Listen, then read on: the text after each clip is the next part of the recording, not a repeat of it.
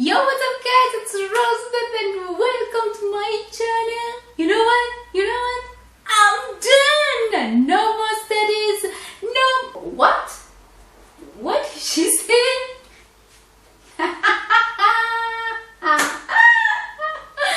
She said she's done! Yes! She is done?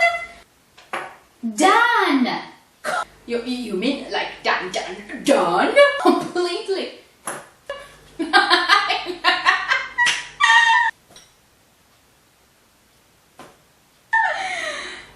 That was a nice one, Rose. Seriously, you've nothing better to do? Just go do your hair or anything, something useful. Yup, go. Yup, where was I? Before I was rudely interrupted. Yes, I'm done with university. Remember those videos I've been making about studying in Germany? It was like, I don't know, 15 years ago when I started studying. It's over. I am done with books, with studying, with all of it. I actually am. Thinking about it feels so exhausting. But let's look at a video which kind of sums it all, and today I want to look at five struggles of a PhD student. And without further ado, let's get straight to it.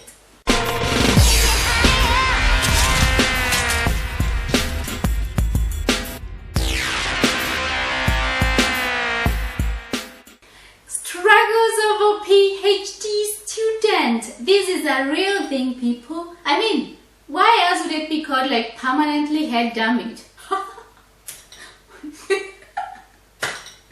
Why? Huh?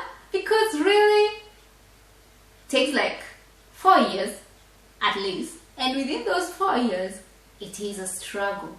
Each and every day, each minute of every hour, and each second of every minute. Struggle. And the first struggle will be the nagging. It will be nagging from your parents, nagging from your friends, nagging from even people you don't know. And it will be questions like, what is your PhD about? I mean, why ask such a question? Why else would PhD stand for? Probably hard to describe. And you of course start telling them what your PhD is all about, and you are sure they are not even understanding every word you say, but you will tell them anyway. It will be nagging about how is the writing going, and you're like, oh, someone shoot me now. Or they will be asking, you're not done yet? How long does it take? It will be really questions over questions. Every time you tell somebody, I'm doing my PhD, the questions will come flowing non-stop. Whoever it is you're telling, it really doesn't matter. Questions will come. Nagging questions. Yeah, that's a struggle. Point number 2, the long working hours. It starts with going early in the morning, like at 7, and coming at 9 or at 10 in the evening. Yeah. It's not something that you can choose, because these times are just sometimes just fixed due to your experiments. You might be collecting your cell samples, or you might be doing your, I don't know, treatments, pre-treatment, 12-hour time points or 24-hour time points, and you just have to be in the lab in the middle of the night to add your compound to your cells. You have no option. But yeah, this is pre-programmed. As soon as you start your PhD, you can just, already sign your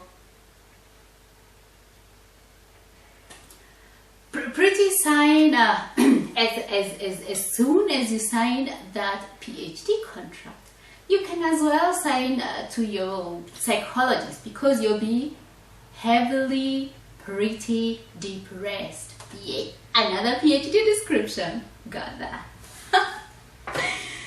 Yeah. But seriously, it's a struggle with the working hours. You have to work over the weekends.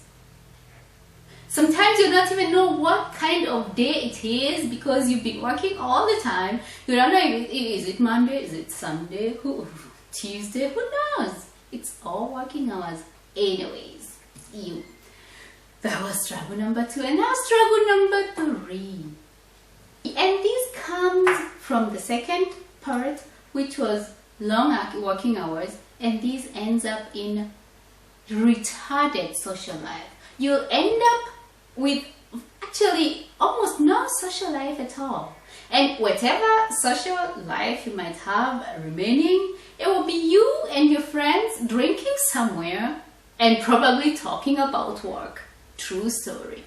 And family kinda, I don't know, it just gets lost somewhere in the way because there is no time for that.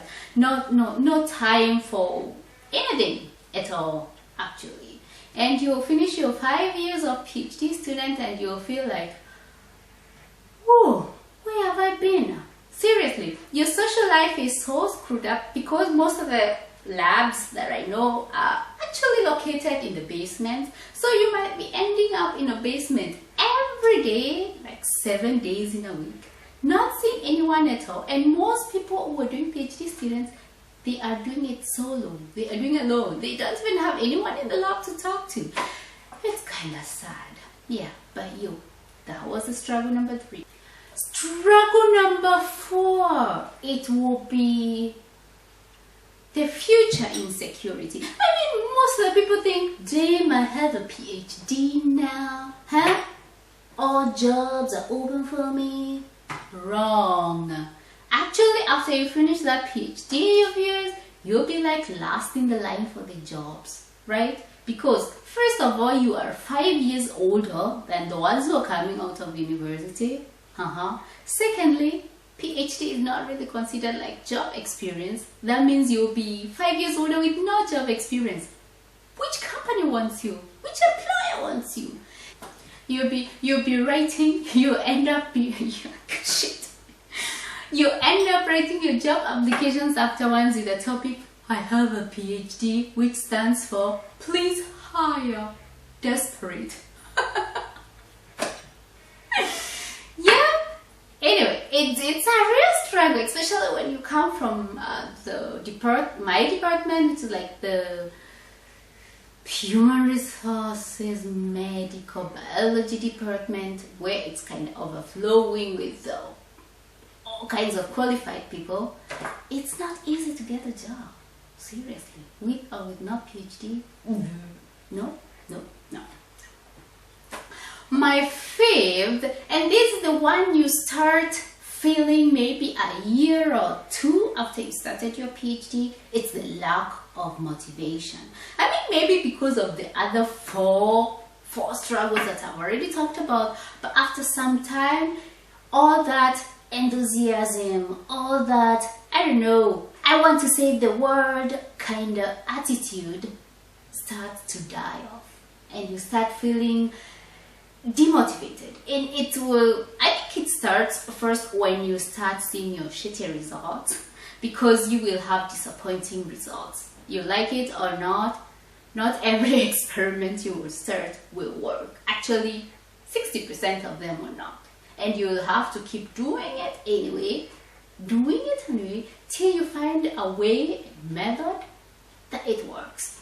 And this will get into you physically and mentally, and it will start killing your motivation little by little without you even noticing. And it's also the stress about the funding. You will have these deadlines because all those grants have their deadlines of how much you should have gotten, how much results you want by this time of the year, and you will be stressed. You will have that pressure on you, and it's also eating on your motivation. It's crazy. You might even have conflicts with your supervisor, which is not helping in the building your motivation thingy. No. Yeah. So yeah, being a PhD student is a struggle on its own. But like we can see in the next video, there are advantages of doing a PhD, and for that, please join me in my next session. I hope you like this video. And by the way, I'm done. Yeah, I graduated. Yeah, thank you so much for watching. I hope you liked the video. If you did, don't forget to give me a thumbs up. And if you've not subscribed, please do, because I do post every week. At least from now on, I'll be posting every week. For the last 3 weeks, I did not post. But I hope you can understand why I was always kind of busy somewhere else. And thank you so much. See you next time. Have a blessed and nice week. Till then, ciao.